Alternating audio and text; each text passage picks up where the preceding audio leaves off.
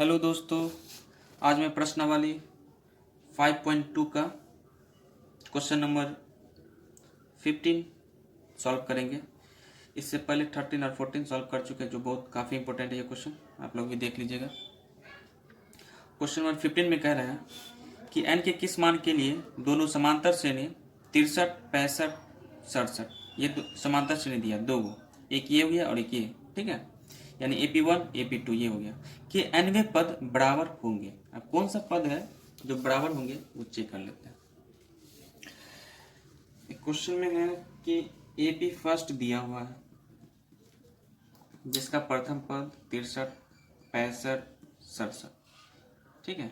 और डैश अभी लास्ट कौन सा पद है वो निकालना है। AP2 भी दिया हुआ है। AP2 में कह रहा है 3, 10 और 17, ठीक है। इसका भी nवें पद यानी an जो है ये कौन सा पद है, और इसका भी ये कौन सा पद है जो ये पद और ये पद इक्वल है। तो ये पता नहीं ये कौन सा पद है, वो निकालना है हमको, ठीक है। तो AP फर्स्ट में ये प्रथम पद है, ये दूसरा पद है, ये तीसरा पद है। पहला पद है, दूसरा पद है और ये तीसरा पद है, ठीक है। AP फर्स्ट का चेक कर लेते हैं। AP फर्स्ट में प्रथम पद a बराबर 63 दिया हुआ है ना, और D निकालना है तो A2 माइनस A1 यानी 65 माइनस 63, 65 माइनस 63 डायरेक्ट आप कर देते हैं, क्योंकि इससे पहले डिफरेंस निकालने का बता दिया रूल फॉर्मूला। तो A2 माइनस A1 यानी 65 में से 63 घटाते कितना आ जाएगा 2, यानी D बराबर कितना आ गया 2 आ गया। अब क्या निकालना AN, तो AN बराबर वट या n बराबर भी वट है, ठीक है, वो निकालना। ये AP में पहला AP का n और दूसरा AP का n इक्वल है, ठीक है। जो अंतिम पद होगा वो बराबर होगा, ये कह रहा है क्वेश्चन में, ये बराबर आना चाहिए। अब ऐसा कौन सा पद है वही निकाल लेते हैं। तो an के सूत्र से अब निकाल लेते हैं कि an बराबर होता है a plus n minus 1 into D, ठीक है। अब an तो हमको पता नहीं कि ये कौन सा पद है और ये कौन सा पद है, जो क्या ये बराबर है, ये दोनों क्या आपस में बराबर है, ठीक है। ये है आपस में बराबर है, यानी मान के चलो ये तीसरा पद 67 है तो ये भी तीसरा पद क्या 67 होना चाहिए, ये बराबर होना चाहिए। जैसे दूसरा पद 65 है तो ये भी दूसरा पद 65 होना चाहिए। यहाँ पे ये कह रहा है कि ये nवें जो पद है ये कौन सा पद है जो बराबर है, ठीक है, यही पूछ रहा है। ये बराबर है कौन सा पद है जो इक्वल में आ रहा है, यानी यहाँ पे an हो जाएगा, an यहाँ भी an, दोनों AP में, ठीक है। अब देख लेते हैं यहाँ पे दिया हुआ nवें पद बराबर होंगे, कौन सा पद जो है बराबर होंगे। तो an के सूत्र से a plus n minus 1 into D, ठीक है। अब ये दिया हुआ है प्रथम पद 63 है ना, प्रथम पद कितना है 63 प्लस n तो पता नहीं n माइनस 1 इंटू डी। अब ये 63 प्लस d तो पता है ना, d कितना 2, n माइनस 1 इंटू 2, ठीक है। इसको मल्टीप्लाई कर लेते हैं, 63 प्लस 2 को n से गुना करेंगे 2n माइनस 2, क्योंकि इधर कुछ है ही नहीं है, ये n क्या है हमको पता नहीं है।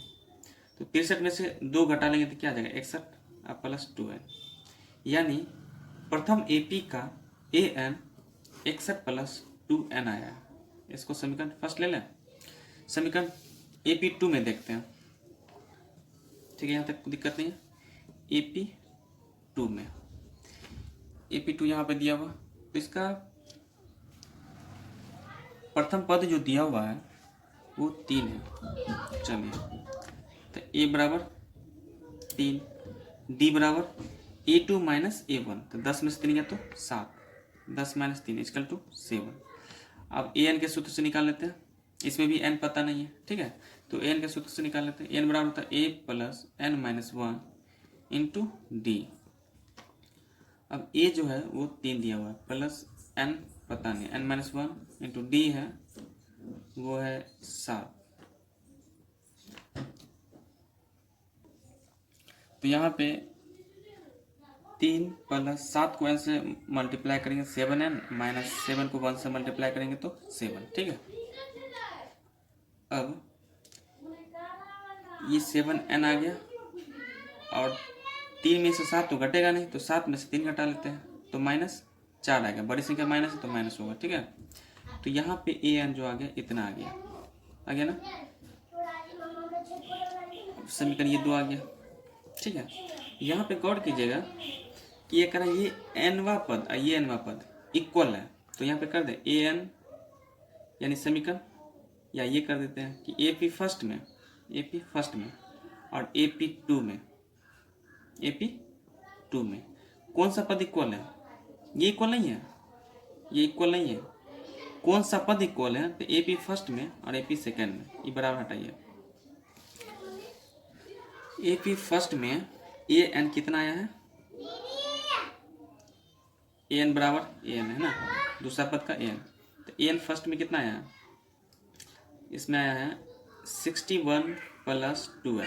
देखिए तो यह है ना फर्स्ट 61 प्लस 2n, अब बराबर, ये बराबर है तो बराबर an का यहाँ पे क्या आया था? देखिए यहाँ पे 7n माइनस 4, यानी ये n के बदला में ये लिख दिया और ये an के बदला में ये लिख दिया, इक्वल कर दिया दोनों तरफ, यानी an बराबर an, ठीक है।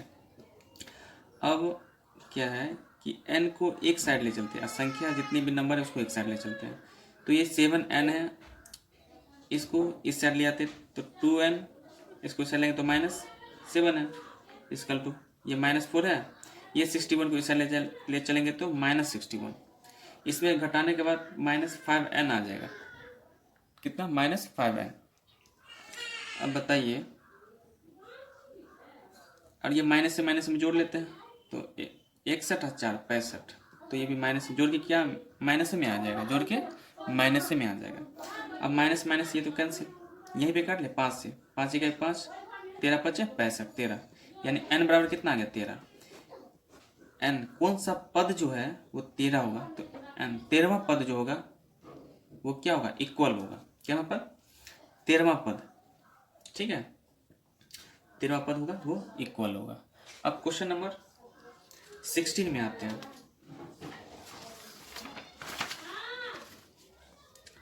क्वेश्चन नंबर 16 कह रहे हैं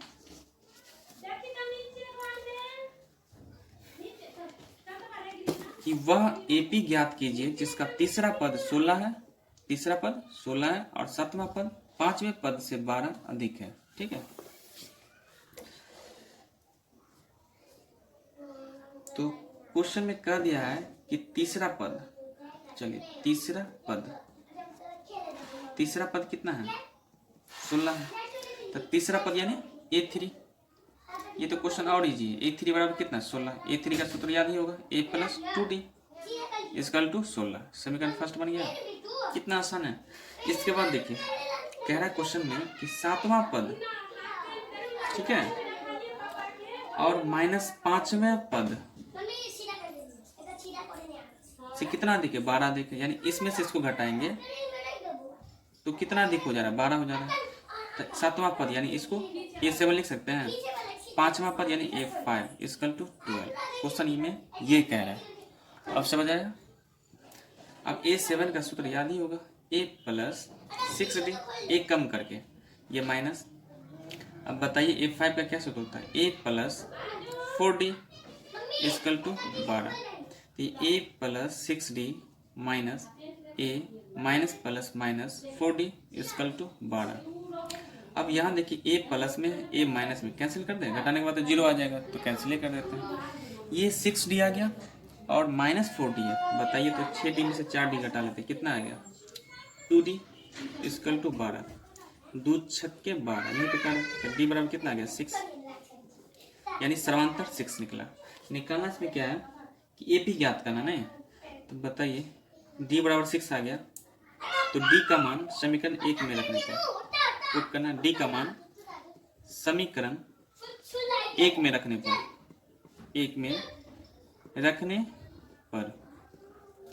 अब एक में रख लेते हैं समीकरण एक, तो ये आया है a plus 2d is equal to 16, ये ठीक है 16 आ गया।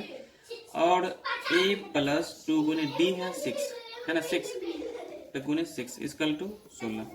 a प्लस 6 दूना 12, ये 16 आ गया। a बराबर 16 और ये 12 इधर आ गया तो -12, यानी कितना आ गया 16 में से 12 गया तो 4, a बराबर 4। प्रथम पद निकल के आ गया 4 और डिफरेंस सर्वांतर निकल के आ गया 6।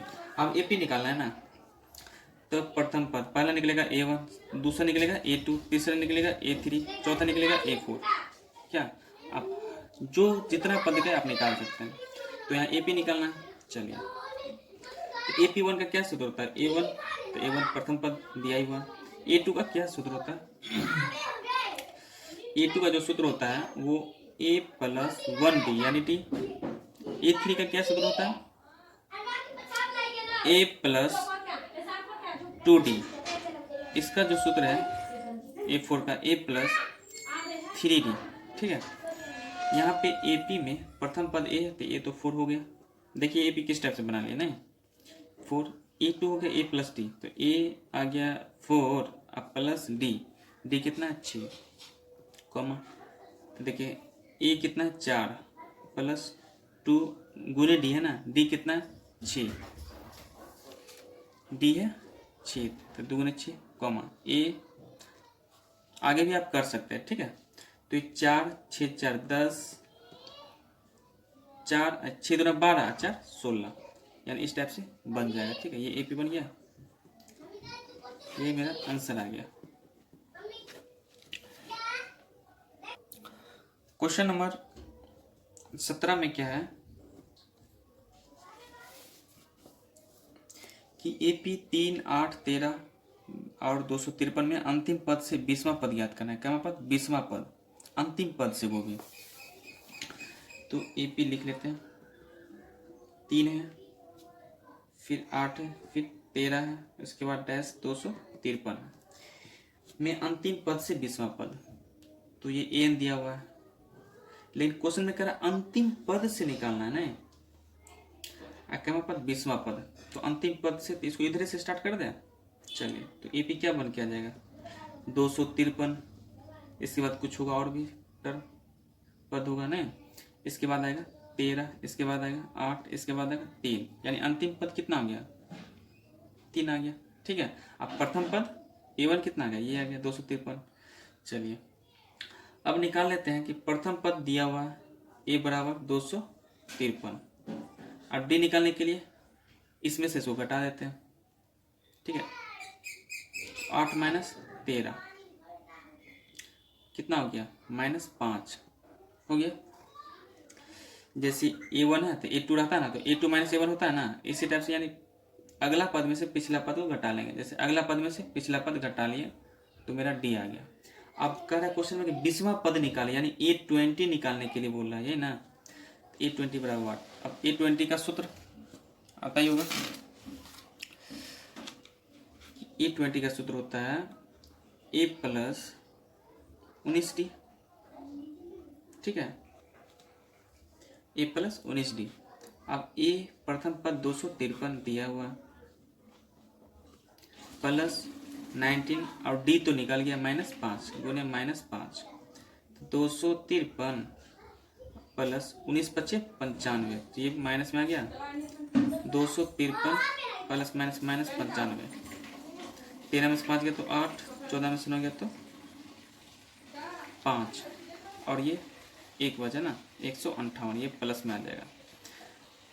तो 20वां पद कितना है 158, यहाँ पे लिख लेते हैं A20 बराबर 158, ये आंसर आ गया। Thank you.